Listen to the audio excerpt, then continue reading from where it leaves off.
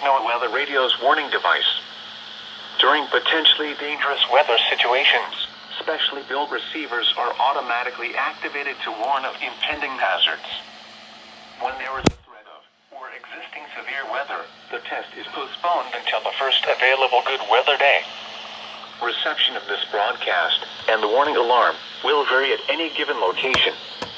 This variability, normally more noticeable at greater distances from the transmitter, may occur even though you are using a good quality receiver in perfect working order. The warning alarm will be activated for warnings in selected watches affecting locations in portions of West Kentucky, Southeast Missouri, Southern Illinois, Southwest Indiana, and Northwest Tennessee. This concludes this test of NOAA Weather Radio's warning device. We now return to our regular programming. Oh, I fucked up on this one.